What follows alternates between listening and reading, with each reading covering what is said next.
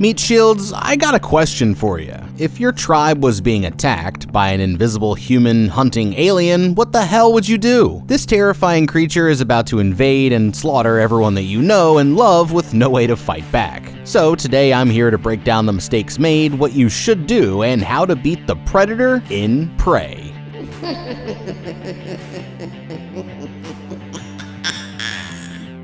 This small tribe is about to get terrorized by an alien monster. This girl, Naru, wakes up in her small village, foraging through the forest to look for vegetables. Her dog barks at something in the distance when Naru throws her axe towards this tree, marking an X on it. That's when she spots these footsteps, and Naru follows them to find deer quietly eating in the distance. She directs her dog to jump on the animal and kill it before slowly standing up with her axe readied. Suddenly, something overhead makes a loud noise and Naru runs off with her dog, sprinting through the forest as their target tries to escape. She narrowly avoids striking the deer, but that's when Naru hears a cry from her dog. She finds his tail caught up in a trap and removes it. The girl inspects it, confused as to how it works, before hearing a strange object hovering overhead. She walks out of the forest to take a look, seeing an alien spaceship flying above the clouds. Later, her brother Tabe lectures her on a recent expedition he undertook with their father. He fires an arrow into this bird flying overhead, scolding her for not paying attention. Naru tells him that he should have waited for it to circle back. That's when she mentions that she saw a thunderbird flying in the sky and announces that she's finally prepared to hunt the alien spacecraft. She visits her mother, who confronts Naru on wanting to hunt, insisting that she find something else to do in the village. Tabe walks in to a warm welcome, while Naru's mother tells her to get more Arctosia flowers to craft with. Outside, she follows her mother's orders and collects the flowers before seeing her fellow tribesmen. They're hunting a special target, needing a large group to take on what's to come.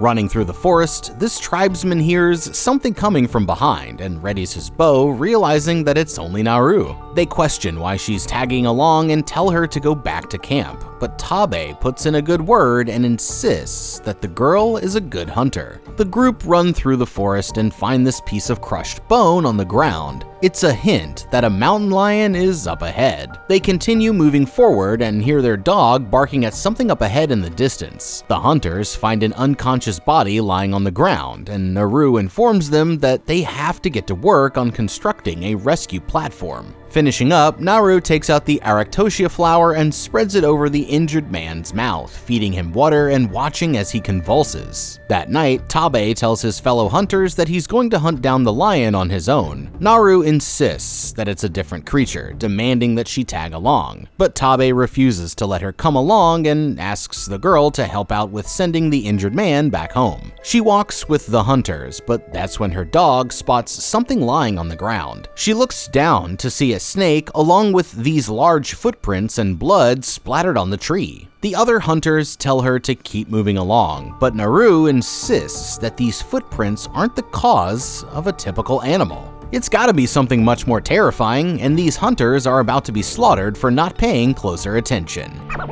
Well, seems like for veteran hunters with hundreds of years of ancestral guidance and hunting experience, these guys sure didn't know what the hell they're doing. To be honest, after the incident with the deer, I'd probably take the dog over these dudes as co-hunters like any day. I'm also no expert on bears, but I'm pretty sure that they also don't skin snakes like that. Yeah. These dudes seem far more interested in the glory of taking down a mountain lion than approaching things in a tactical way or listening to Naru. Here is also where they break one of my cardinal rules, which is never split up at night after seeing a giant alien ship in the air a day before. I'd return the injured man to the village as a group and then head back out, especially if we knew where the den of the mountain lion was or could easily track it. Mountain lions' padded paws are remarkably quiet, allowing them to move through dense undergrowth without alerting their prey. I mean, they can stalk a prey for like hundreds of yards, closing the distance inch by agonizing inch until they are within striking distance. Perhaps waiting until daylight would be a more beneficial time to go out after the lion? The Namino, Comics, and other tribes in the Pacific Northwest were known to utilize spring traps or deadfalls to capture mountain lions. I mean, these traps were were ingeniously designed to use natural materials and leverage to ensnare the animals, just like the trap that caught the dog's tail. I think the smart move would be to set some traps and let this mountain lion come to us rather than fumbling around in the dark after it, but let's see how that works for our friends here.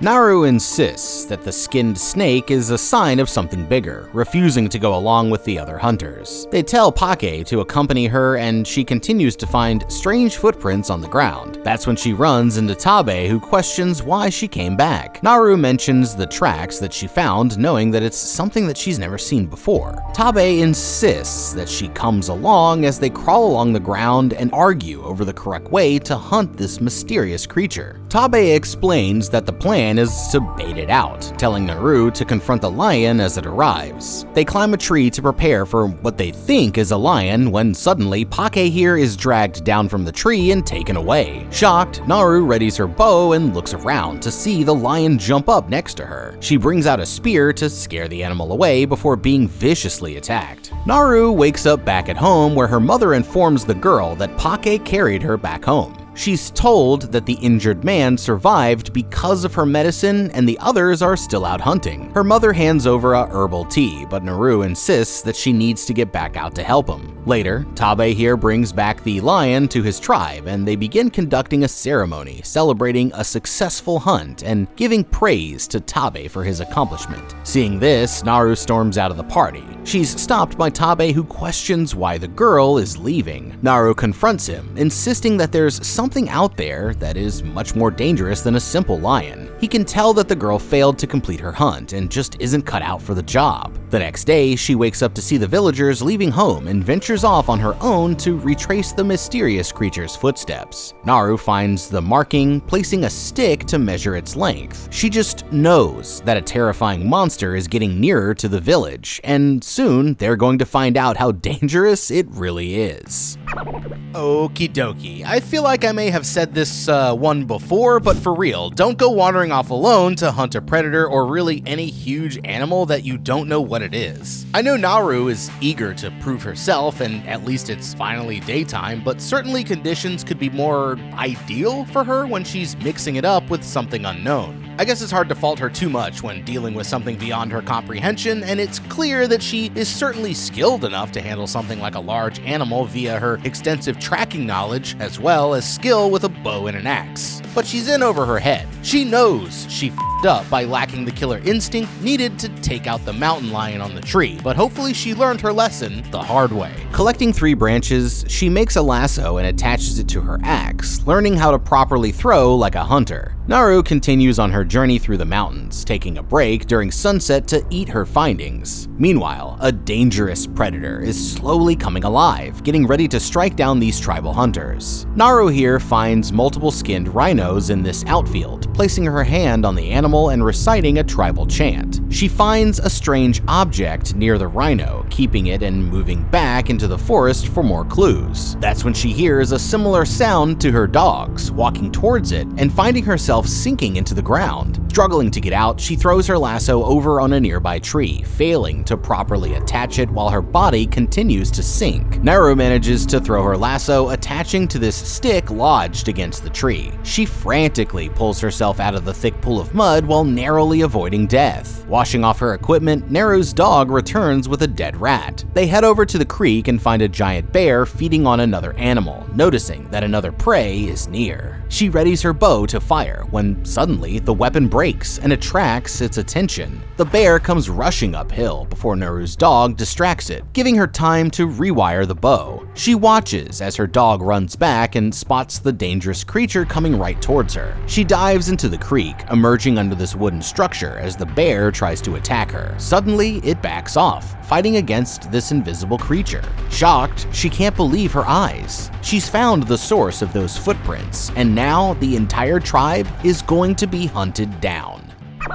Oh snap, you definitely f***ed up, Naru. That makes it a great time for everyone's favorite segment, You F***ed Up. You've made about 5 mistakes here in a very short amount of time. Let's start with the old quicksand problem. Quicksand is typically found in areas like beaches, near river mouths, marshes, swamps, and even some desert oases. Recognizing potential quicksand zones involves looking for visual cues such as a rippled or bubbly surface, unstable ground, or unusual vegetation patterns. Not sure how a bear managed to avoid the quicksand, but Naru didn't have the wherewithal to spot it. The key to quicksand survival is to remain calm. Panicking and struggling will only worsen the situation. Instead, gently try to remove your limbs, and if possible, lie back on the surface to distribute your weight evenly. Slowly and deliberately move your arms and gradually work your way free. Instead, our girl here decides to freak out and get out of the mud maybe the hardest way possible, through a perfect axe throw. Good on her, definitely could have gone worse, but she also made a bad situation even tougher. Next, let's move on to the bow problem. Probably gonna want to double check your bow before you shoot it at a 600-pound killing machine like a grizzly bear.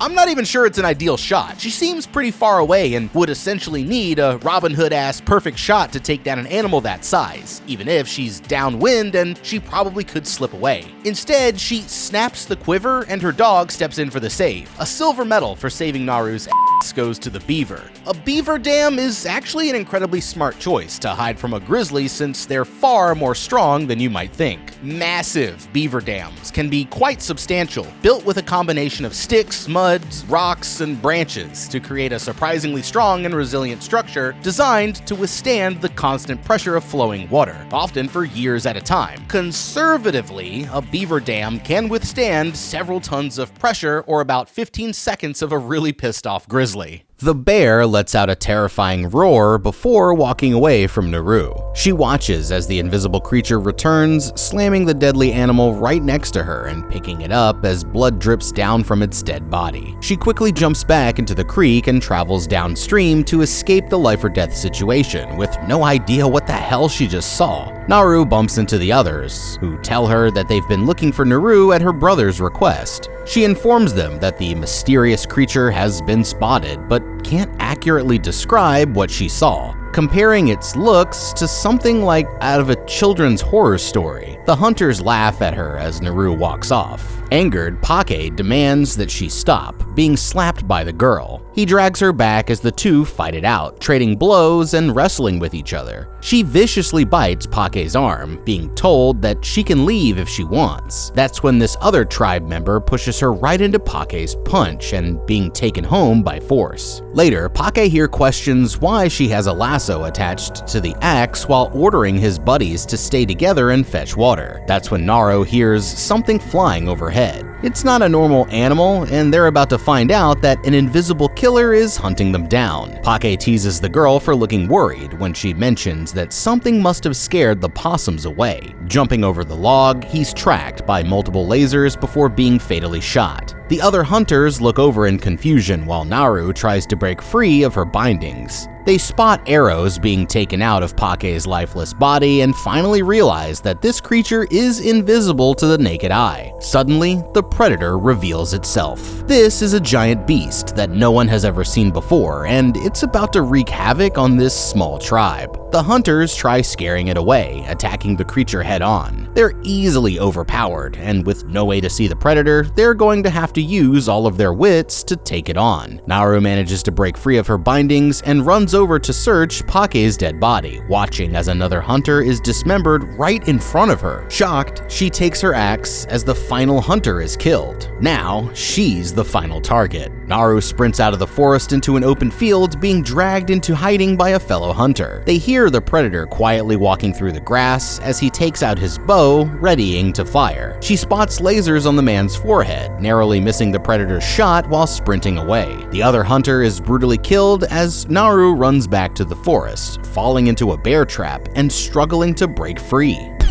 Well, if I were Naru, I think it would be a pretty good time to hit the whole party with told you so, but it probably wouldn't do much good. Naru knows how this is probably going to go. I mean, she just saw this thing take down a freaking grizzly bear. She, up to this point, has constantly been ignored and even chastised for trying to warn everyone about the danger the monster poses to the tribe. And it's too late to go back and make everyone reconsider. It is nice that at least there is some understanding of the need to stay together. I guess to some degree, the hunting party must know there is some danger out there, whether they want to recognize it or not. The guy who says he needs to go take a squat ironically makes the right move by breaking away from the pack, intentionally or not, and lasts a tiny bit longer than everyone else. Naru also makes the decision to get out of there, but far too late. I mean, she most likely was weighing if she should take the monster on like the other two hunters, but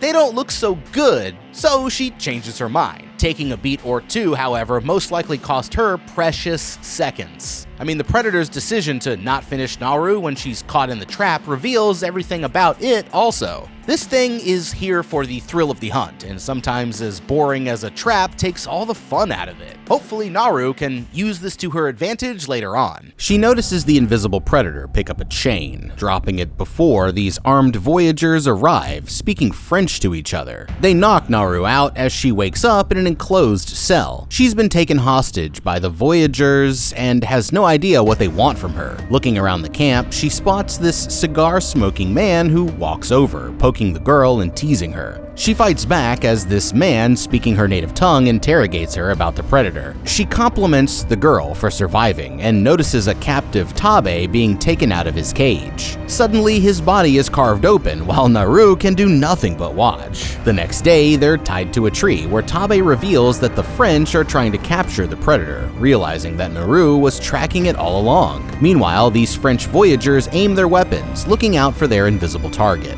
That's when they notice that their comrades have already been killed, without them noticing. The Predator appears from behind with no chance of being left alive. Tabe and Naru spot the Frenchman running from something with a giant arrow being fired his way. They struggle to break free from their restraints as the Predator appears in front of them. Tabe insists that they're going to be hunted, but Naru mentions that the Predator isn't looking to kill anyone, because she came into a close encounter and wasn't harmed. Tabe praises the girl for helping him with the previous hunt that they did together, but she's not sure that this creature can be killed. He insists that if it bleeds, then they can kill it. The Frenchmen capture it in a hidden trap, running out of their hiding spots and managing to knock it over with their chains. They place a trap over it and cheer, thinking that the creature has been captured. Suddenly, this man's brutally pierced through the head as the Predator breaks free. The man is brutally killed with a net slicing through his body, and it pierces through the trap with a laser and throws this cross, killing another Frenchman. Looking back, it finds more voyagers firing off shots before realizing that they've run out of ammo. The Predator continues to kill multiple soldiers with ease. After all, this is a terrifying creature with seemingly no weaknesses. Another Frenchman is pinned against a tree, having his entire head sliced off along with the tree. Meanwhile, Naru manages to pull this chain over next to her, wiggling themselves onto the ground. She grabs a large rock, breaking the chain and setting them free. They're caught in the crossfire as the Frenchmen continue to fight back, as the Predator jumps right over them. Tabe informs her that he's going to go get the horses, while Naru insists that she goes back to save her dog. Meanwhile, the Predator continues flying past the trees as soldiers attempt to shoot it down. That's when they find this strange beeping device being dropped on the ground. They take a cautious look before realizing that it is in fact a bomb, detonating and engulfing the area in flames. Naru, however, pays no attention to the blast, continuing forward into the enemy village, carefully making sure not to be spotted. This Frenchman talks with Naru's dog while taking out his knife when suddenly Naru comes rushing in. She stabs the man with his own knife, throwing it into another and taking on the entire village. Naru continues to fight with everyone around her, making easy work of her enemies. She's an absolute badass, and there's nothing you can do to stop her from saving her dog. Meanwhile, the Predator manages to viciously kill every last French voyager on the battlefield. By this time, it's already killed an army's worth of people. battle, and now the creature is about to get even more pissed off. Naru washes off her nasty leg wound before hearing someone from the side, spotting a Frenchman begging for help. Asking her for medicine, he drops to the ground, holding his gun out and offering to teach her how to use the gun in return. She takes this metal object off of the man's amputated leg while he groans in extreme pain. He explains how to load the rifle, instructing her how to take out the powder and place it into her new gun. He complains about the pain, being force-fed a herbal mix of flowers, falling to the ground and nervously convulsing. The man questions why she's shaking, watching as Naru walks off while begging her to stay with him. That's when he crawls off and hears the predator's footsteps, playing dead to avoid being brutally killed. It analyzes the environment and finds this trail of blood, and it walks in front of the man but doesn't realize that he is still alive. Naru here hides behind this tree and clutches her necklace when suddenly the predator steps on his injured leg. The man screams, revealing that he's alive and is quickly killed in front of her. Now, if there's one thing worse than a dreadlock murder alien, it's got to be the goddamn French. Decide to employ the most basic strategy anyone could ever think of in order to capture a galaxy-traveling alien who is just on holiday trying to kill stuff. It's hard to say how much the French know about the monster, though. They know enough to have one of its weapons or artifacts, but are they aware of its ability to turn invisible? Are they aware it's around 8 foot tall and shoots laser lances? I'm guessing no, or they would approach things a little bit differently. Naru isn't without her fault here, though. Her pride gets in the way a bit, and she refuses to negotiate with the French at all, even though there's a guy who speaks her language. Her brother gets a big old cut across his chest, while all she does is yell and slam on the cage that she's in. Maybe she could lie to them and set them up for failure. Say predators are allergic to water or something. Even if she is inevitably going to be tied up as bait, she could do some serious damage to their plans if she just stopped and thought things through a bit. Naru and her brother once again split up, but was this the right choice? Most likely they should have both gone to get the horses, but screw that. She's gotta save the dog baby. The ash in the air is basically the only good thing to come out of this French fight, so dismantling the predator's camouflage will be great help in the battles to come. And thanks to another dead Frenchie, Naru has discovered that eating an herbal flower will regulate her body temperature in a way that makes her invisible to the predator's heat-seeking sight technology. Slowly but surely, Naru is turning the tides from hunted to hunter with each new piece of information. She keeps quiet before hearing her dog running towards the predator. It aims its laser sights, but at the very last second, Tabe arrives on horseback, swiping at the predator's head and taking its mask off. He continues to ride circles around the creature as it roars in anger, trying to shoot him but narrowly missing every time. The predator picks up its mask, while Naru here loads her newly acquired rifle to help out her brother. She points the weapon at the monster, pulling the trigger as she realizes that it's been loaded incorrectly. Thinking fast, she distracts the predator as her brother attacks, piercing a spear right through the creature's body. He picks up a bow and arrow, shooting it while Naru tries to reload the rifle for a second time. The predator disappears as they cautiously look around for signs of it, but Naru insists that they leave now. However, Tabe reveals that the predator is right behind them. Suddenly, he's impaled by the predator from behind and dangled in the air as his sister watches on in horror. This monster is a deadly killer, and now Naru is standing face to face with it all on her own. The predator analyzes her, slowly walking towards Naru as Tabe here makes one final stand, stabbing it in the leg before he's brutally killed.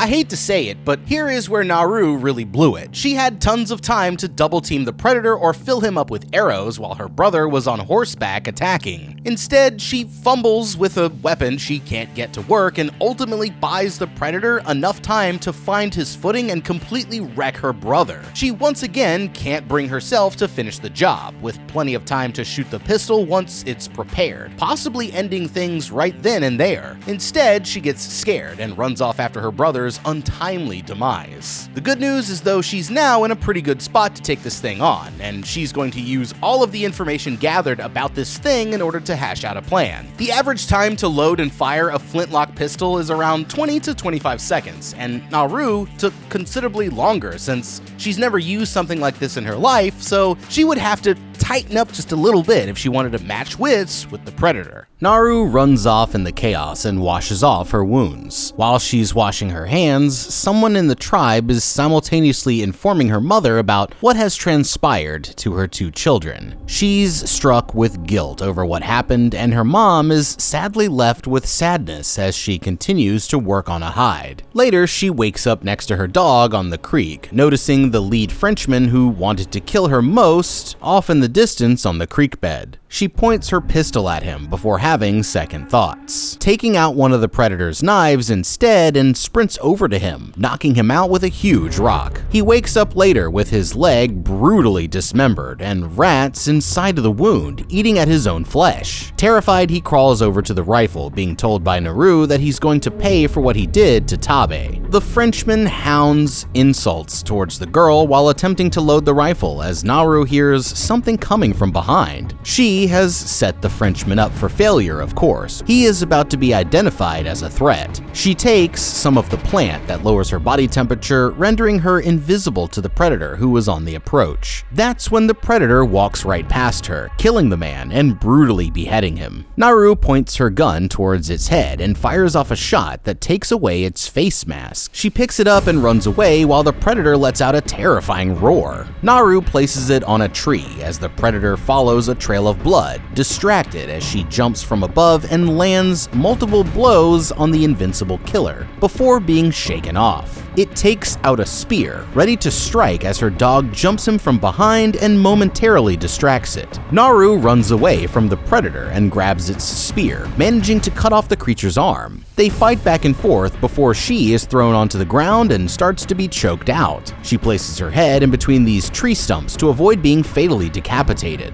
stabbing it in the face and injuring the predator. She stands up as the creature roars and signals for her dog to hand over the weapon. Naru ties it up with a rope around its head and pulls it into the sinking mud, but it emerges right away. The predator's targeting system is activated, however, since Naru has strategically placed it on a log, and when it goes to fire, its barb swings back around and ends up being stabbed in the head. Exhausted but triumphant, Naru returned to the village, carrying the predator's severed head as proof of her victory. A hush falls over the villagers as everyone gathers around, their eyes wide with awe and respect. Naru, however, had other plans. "We must leave," she declared, her voice firm. "This land is no longer safe." The villagers, still reeling from the recent tragedies, readily agreed. They packed their belongings and, under Naru's guidance, embarked on a new journey, leaving behind the horrors of the past. Now, that was a Predator sequel. That movie should have, I would have traded that one for Predator 2. I'm sorry. I know everyone likes Predator 2 out there, but if they had followed this one with Predator, the Predator franchise, even though it's as popular as it is today, would probably be in a stratosphere that it could never imagine. So hopefully they keep the Predator franchise with this, in different times, like how Assassin's Creed goes into different times. They need to put the Predator in, different, feudal Japan, you know? I know they just kind of did the Stone Age caveman thing with Prey, but they need to do a feudal Japan Predator. That would do numbers, man, online. But anyways, let me know down in the comments what you would have done differently. Thank you so much for watching. Leave a like and subscribe, and check out that How to Beat playlist for more videos just like this one. I'm the Guy. We'll see you in the next video, and have a damn good day.